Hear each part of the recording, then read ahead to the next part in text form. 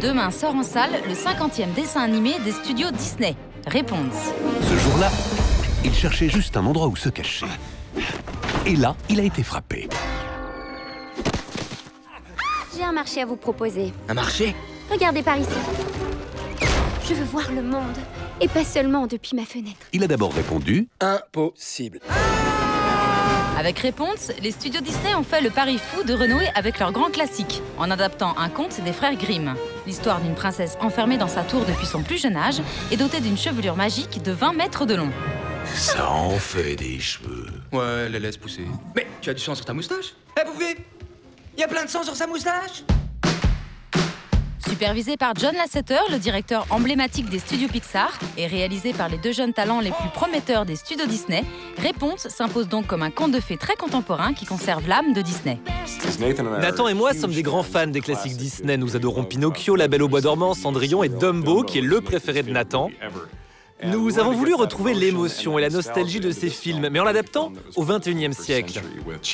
Avec de super dialogues et des personnages contemporains, cela a permis de recréer de véritables émotions.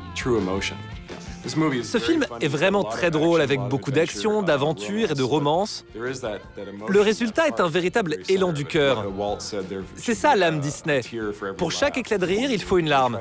C'était notre devise, car c'est comme ça qu'on fait de bons films. Si l'action et l'humour rafraîchissent le genre, c'est surtout les personnages qui se révèlent très contemporains. Le prince charmant est un brigand un peu loser. La méchante ne l'est pas foncièrement. Trésor, je te taquine. Et Réponse est une princesse à part entière. Elle ressent les mêmes choses que nous. C'est comme une sorte de bonne copine. Elle s'inscrit dans la droite lignée des princesses traditionnelles. Elle leur ressemble, mais en même temps, elle est très différente. Ce que j'aime chez elle, c'est qu'elle n'attend pas qu'on vienne la secourir. Elle prend vraiment son destin en main. Elle a des ambitions, des rêves, et est prête à se battre jusqu'au bout pour y arriver.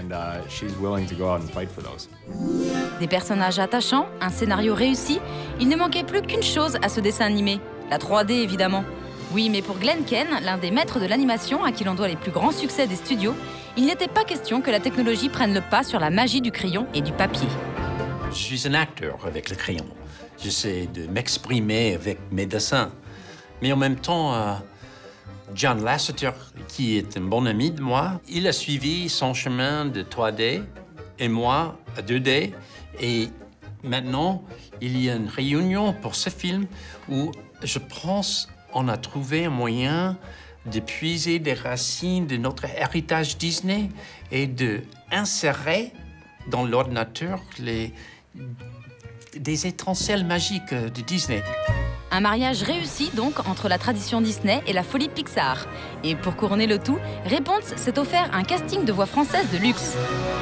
Contente de vous revoir, mais... Maëva Méline, découverte dans Mozart l'opéra rock. Romain Duris interprète Flying Rider. Salut. Et enfin la méchante Mère Gothel est jouée par la grande Isabelle Adjani. Je vois une jeune femme ravissante, pleine d'assurance et d'énergie.